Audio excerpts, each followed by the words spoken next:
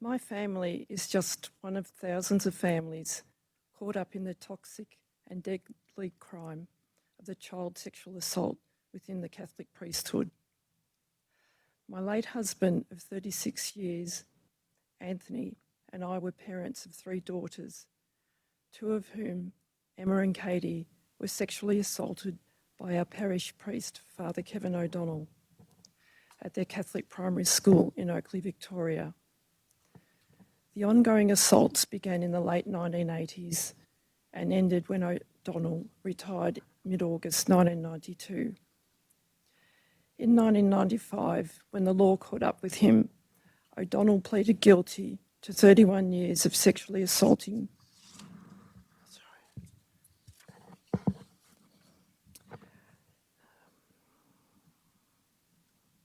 In 1995, when the law caught up with him, O'Donnell pleaded guilty to 31 years of sexually assaulting children from 1946 to 1977.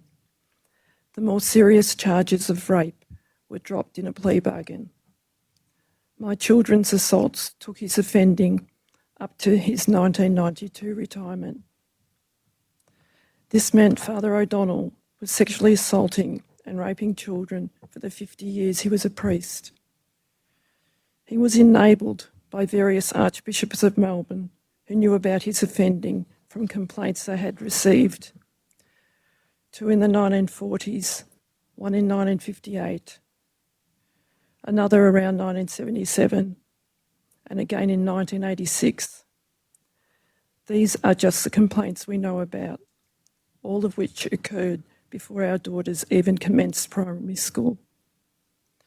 The archbishops allowed the assaults to continue unabated until O'Donnell retired, then honoured him with the title of Emeritus Pastor, which gave him a larger pension than other retired priests. Our fight for accountability from the Catholic priesthood began on the 26th of March 1996, when my then 14-year-old daughter Emma disclosed the sexual assaults by O'Donnell. Kevin O'Donnell was 65 years older than Emma and 67 years older than Katie. Despite his age, he had an insatiable appetite for children. One lawyer who represented many of his victims dubbed him the 2-a-day man. Emma's disclosure brought together many parents whose children attended the primary school. We held many meetings where we railed against church authorities to demand accountability and the truth. Nearly 25 years have passed since Emma's disclosure.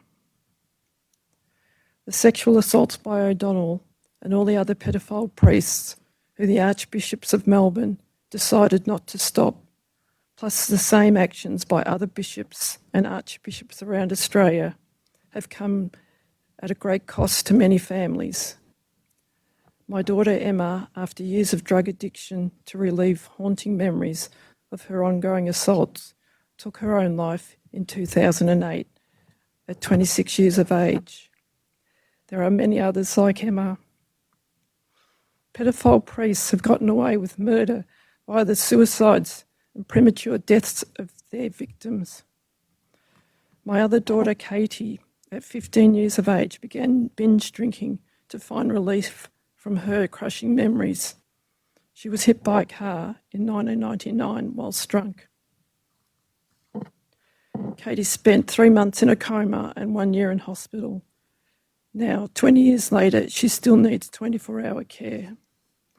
In May 2017, my husband, Anthony, passed away after fighting for more than 2 decades for justice for his daughters and other children, because we believe all children hold the innocence and human rights of our own children. In 2009, I wrote a book about our Catholic Church experience called Hell on the Way to Heaven with journalist Paul Kennedy. It was published in September 2010. To my surprise and great joy, the book, with the help of my local MP, Anne Barker, was a catalyst for bringing about the Victorian Parliamentary Inquiry into the handling of child abuse by religious and other non-government organisations. When Victoria achieved this inquiry, a sustained cry for justice from other victims in states around Australia led only 7 months later to our Prime Minister, Julia Gillard, announcing the Australia-wide Royal Commission into Institutional Responses to Child Sexual Abuse. For many victims, our 5-year Royal Commission was the greatest gift. The Royal Commission and the Victorian Inquiry have educated our nation on the once taboo subject of child rape and sexual assault. The knowledge we have gained has allowed society to talk about the issue instead of the silence we once faced. Silence and the resulting ignorance only allow pedophilia to thrive. The revelations of our inquiries have also led to extensive law reforms which allow churches and other institutions to be held to account for their crimes against children. The human rights of children were ignored by the Catholic priesthood when it came to their own sexual crimes against children. The history of child sexual assault within the Catholic priesthood in Australia is basically a blueprint of clergy assaults against children in other Western countries, such as Ireland, England, Scotland, Canada, New Zealand, the US, and many European and South American countries. Inquiries in various nations have revealed the same dreadful history of clergy crimes against children and the trademark cover-up by their hierarchy. This impunity allowed offenders to continue offending for decades, unpunished and unrepentant. As a result, generations of children have suffered worldwide. In the Catholic Church, there are 1 billion parishioners. It was not the 1 billion parishioners who received the complaints about their children being sexually assaulted. It was the hierarchy of the priesthood. It was not the 1 billion parishioners who decided not to lay aside offending clergy, and it was not the 1 billion parishioners who moved offenders onto new parishes where more of our children can be sexually assaulted until the next complaint and the next move, sometimes for 50 years. It was the hierarchy, the bishops and the archbishops of the priesthood. We have all been betrayed by the Catholic priesthood. I use the term Catholic priesthood instead of Catholic Church because the priesthood is where I lay the blame for their extensive crimes, or their extensive criminal history of crimes against children. Through the priesthood's choices of actions and inactions, they created the history we now see and understand.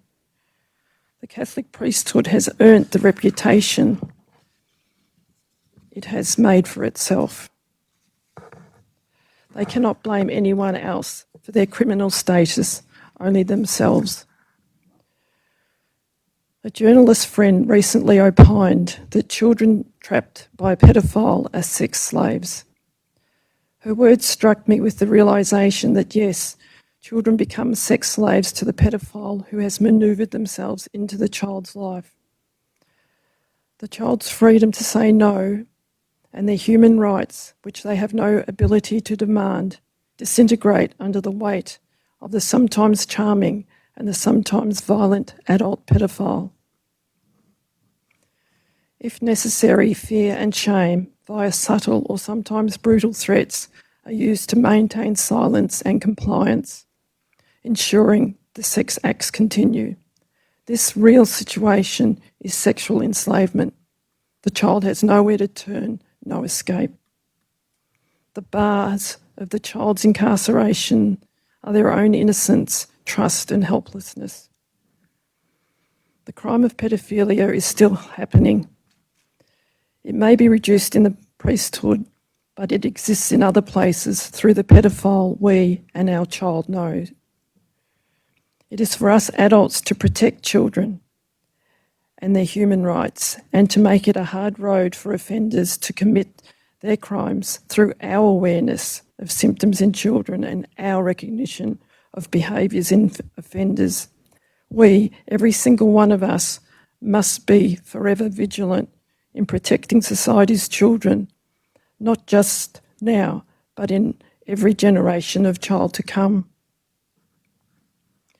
Australian society must not forget the heartbreaking lessons we have learnt through our groundbreaking and essential Child Abuse Royal Commission. Thank you.